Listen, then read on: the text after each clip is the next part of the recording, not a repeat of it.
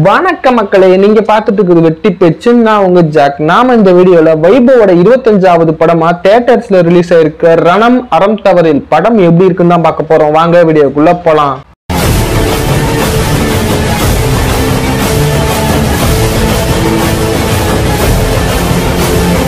இந்த படத்தோட கதை என்னன்னா, மூவியோட ஓப்பனிங் சீன்லயே போலீஸ் ஸ்டேஷனுக்கே கையையும் காலையும் தனித்தனியா வெட்டி கருக்கி ஒரு பெட்டிக்குள்ள வச்சு அனுப்பியிருக்காங்க.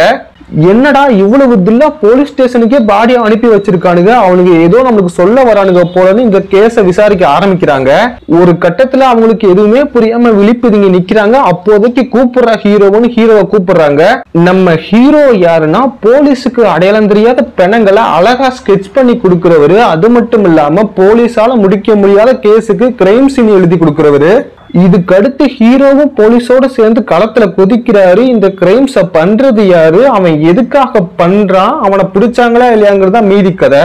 இப்போ இந்த மூவியோட பாசிட்டிவ் சைட் பாத்திரலாம்.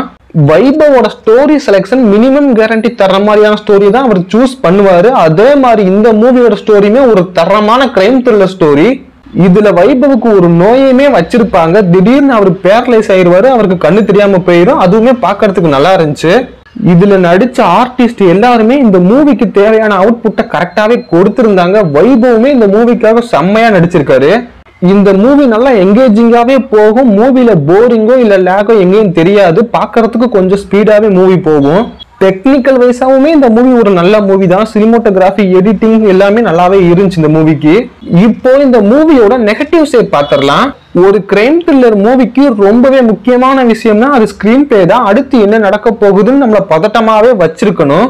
ஆனா மூவில அப்படி எதுவுமே கிடையாது. நம்ம ஹீரோ அசால்ட்டாவே எல்லாத்தையும் கண்டுபிடிச்சிடுறாரு. அதை பாக்குறப்பவே கடுப்பா தான் வருது.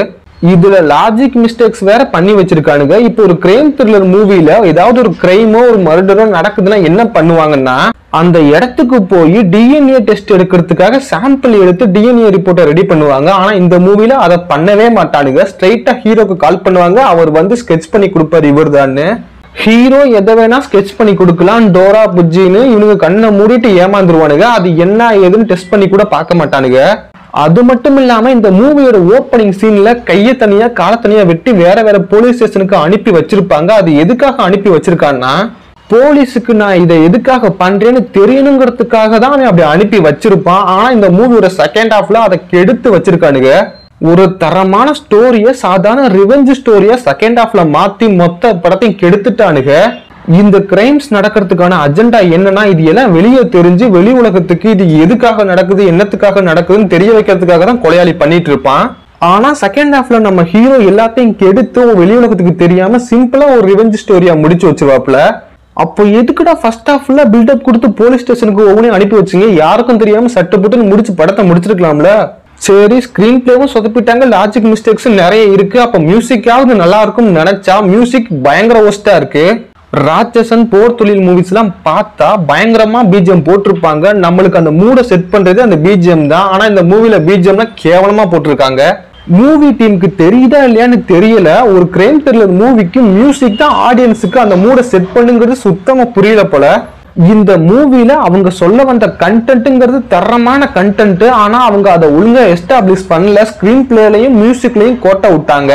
போதாததுக்கு லாஜிக்னா என்னன்னு கேட்கிற அளவுக்கு தான் படத்தை பண்ணி வச்சிருந்தாங்க. ஃபைனலா இந்த படத்தை பார்க்கலாமா வேண்டாமா, இந்த படம் எப்படி இருக்குன்னு கேட்டீங்கன்னா, இது ஒரு ஆவரேஜ் மூவி தான். இந்த மூவிக்கு வெட்டி பேச்சோட ரேட்டிங் 2.75 அவுட் ஆஃப் 5. இந்த வீடியோ அவ்வளவுதான். இந்த வீடியோ பிடிச்சிருந்தா மறக்காம லைக் பண்ணிக்கோங்க. அடுத்து ஒரு நல்ல வீடியோல உங்களை பார்க்குற வரையும் டட்டா பை பை ஓட்டா.